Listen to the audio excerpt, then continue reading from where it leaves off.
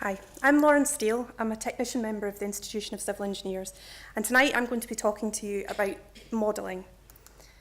But don't get too excited because there won't be much of this in my presentation.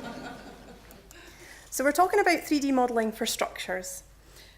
Before I really get into that, I want to talk about flat pack furniture. So by way of a show of hands, who here has ever built flat pack furniture?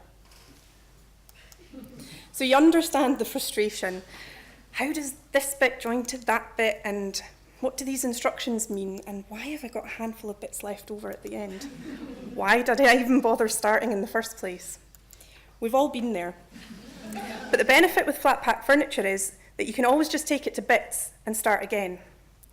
With engineering, it's a lot more difficult to put right a mistake. So we need to ensure that we get it right first time, every time. And 3D modelling can help with that. But going back to your furniture, and how you would actually select the furniture for your house. So you might want to imagine, how is the piece going to meet my requirements?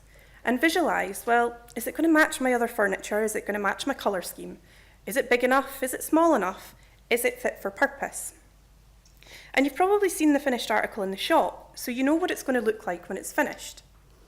With engineering, often there isn't a here's one I built earlier moment. And that's where 3D modelling comes in.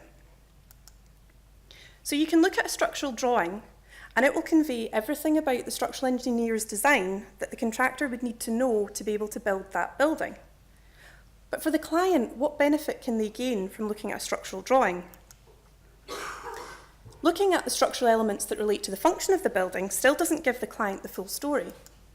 And stripping away everything that's just purely to do with how we put the building together is leaving an empty shell without any context.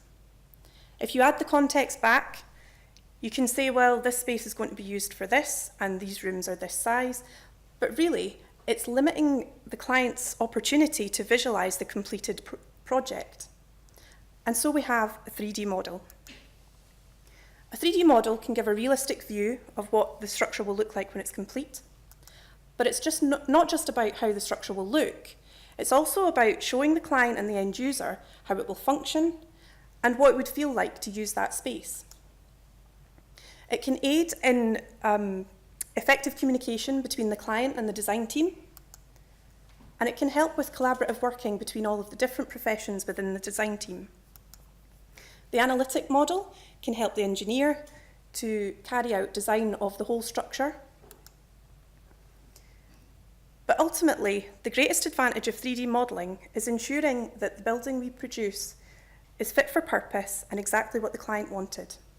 A client may not be able to comment on or make informed decisions based on technical drawings, and they shouldn't have to. Understanding technical drawings is our job, and a 3D model is just one tool that we can use to do that job effectively, efficiently, and to the client's satisfaction.